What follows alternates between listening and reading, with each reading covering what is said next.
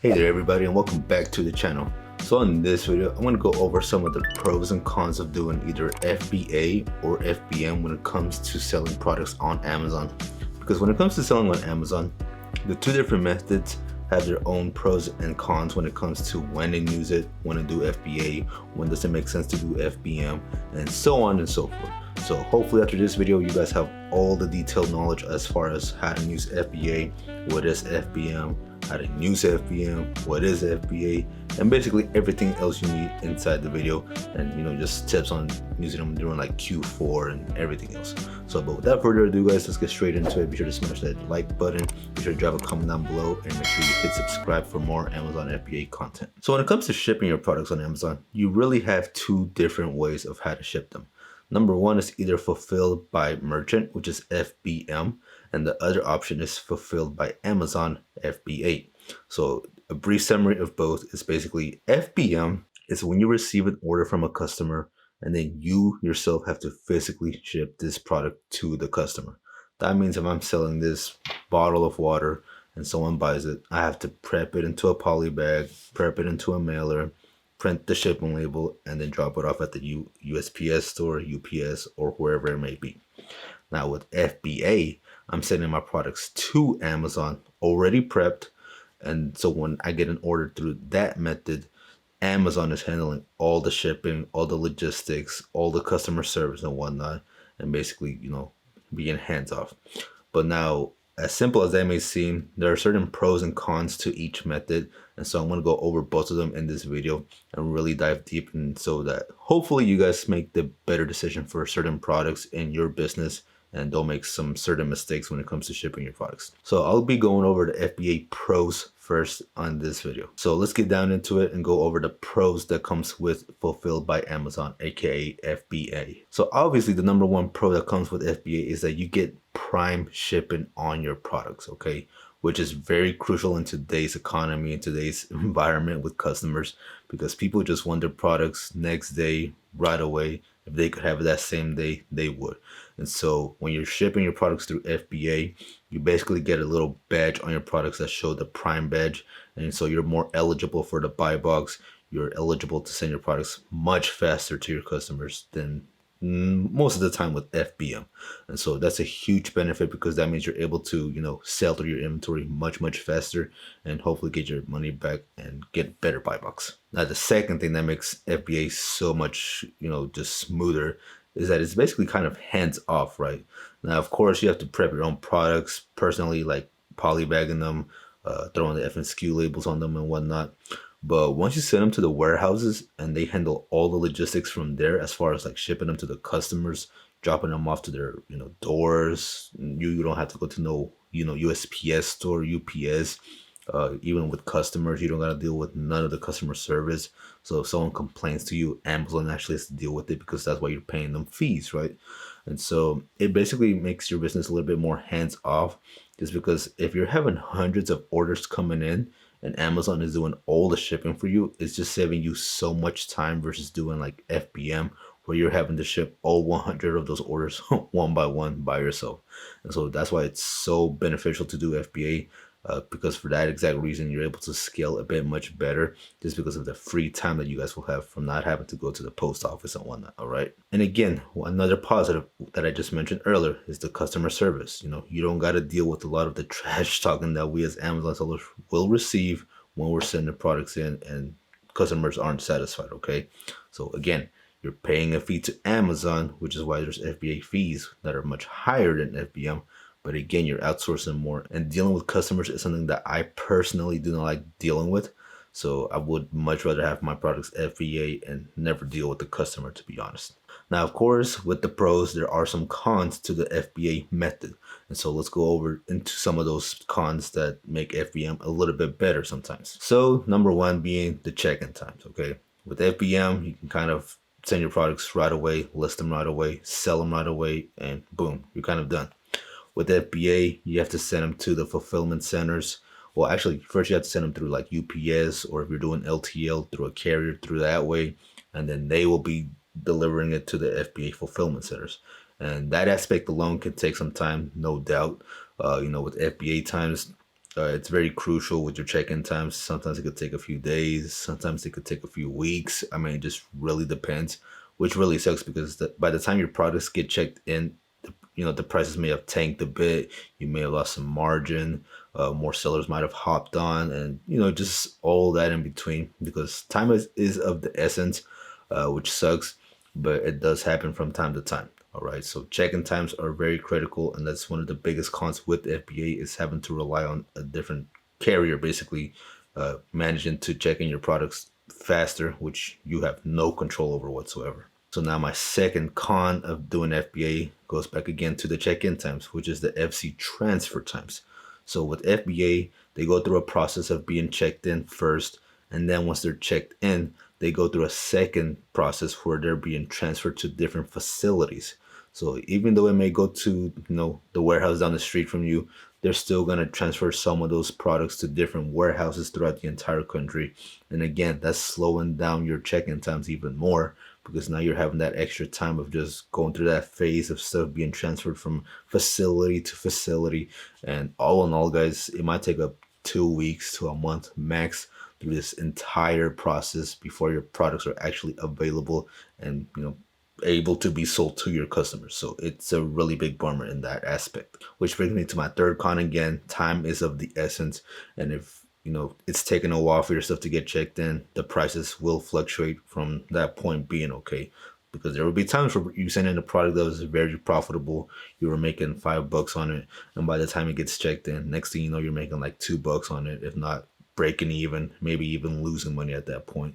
And so it really sucks if you're not careful and you don't send your products as fast as possible. But again, those check-in times, those transfer times, they can really kill you in that aspect. And so it's really important to decide on certain products, or if you decide to do FBM. So it's really crucial to determine what method you want to go with when selling some of your products. And the fourth con that I can think of as far as with FBA is cash flow issues. Okay, again, going back to all the time that's going into your shipping logistics, from being checked in to transferring times, especially when you're using credit cards or loans and you need to pay them back, your cash flow may take a hit until a lot of your products get checked in. Okay, because keep in mind, let's say it takes a few days for it to finally be checked in, another few days for it to finally be transferred, and then it's finally available. Now you have to wait to actually sell it. And even when it sells, you still have to wait like a few days for those funds to even transfer.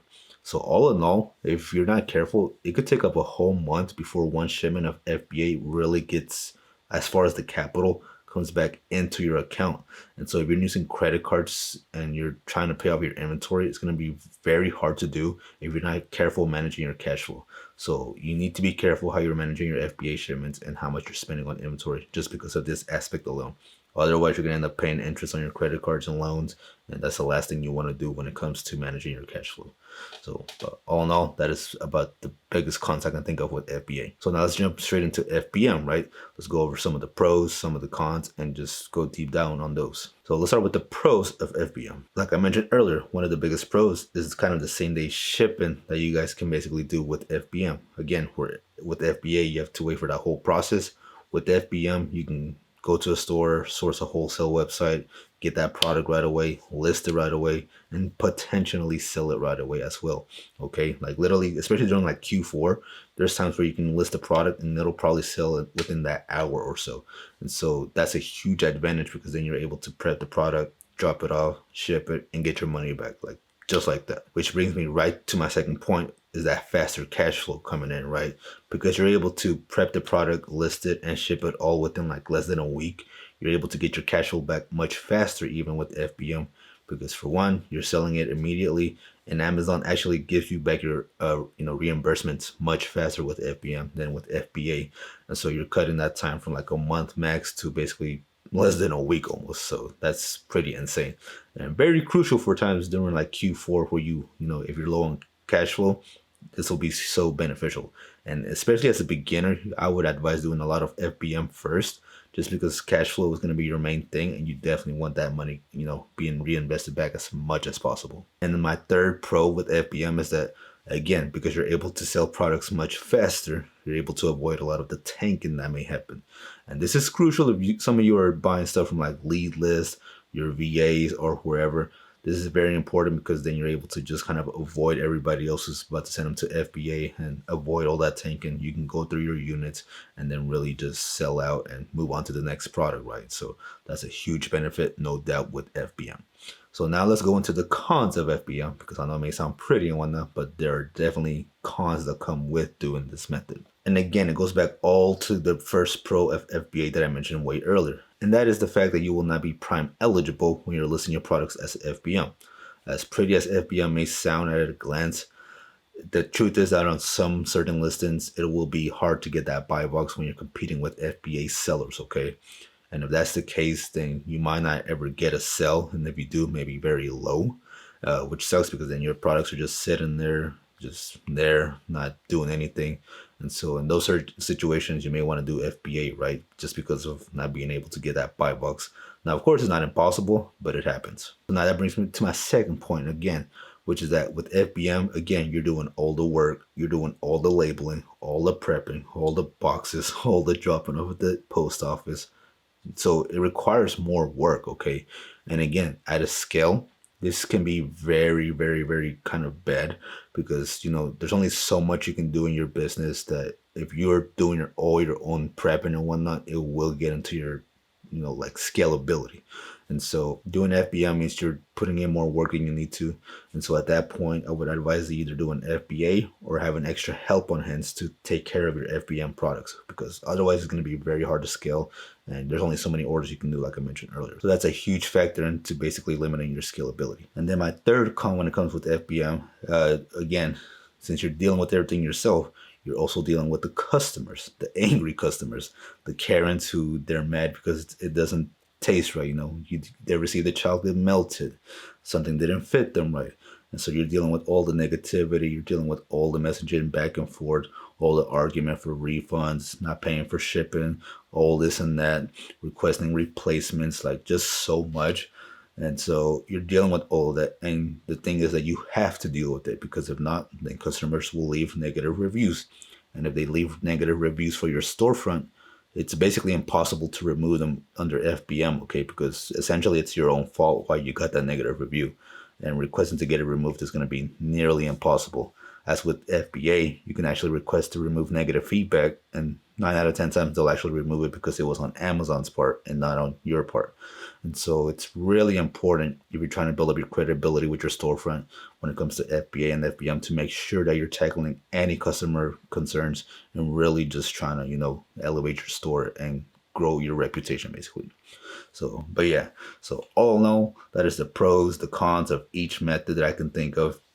Now, again, in certain situations, you may want to do certain methods, right? If you're selling replens that are doing very well, you could definitely do FBA those because they're going to do well. For like one-off products that you're just going to sell one time, FBM may be the way to go, right? Q4. In Q4, FBM is going to be your biggest advantage when it comes to selling products, okay? Because people are trying to get things last minute. FBA's times may take longer. And so if you're willing to FBM a lot of stuff during Q4, you'll get that buy box even more and sell your products at a much higher price even. So just some things to consider. As you're doing your shipments and deciding whether to do FBA or FBM, all right? So, but without further ado, guys, that is it. This video has been pretty long, so I don't want to take up any more of your time. But I do hope you guys found this video absolutely valuable. And if you have any concerns, questions, or anything else that you guys can add, drop them down in the comment section below and I will get back with you guys. But all in all, that is all. Peace, and I will see you in the next one.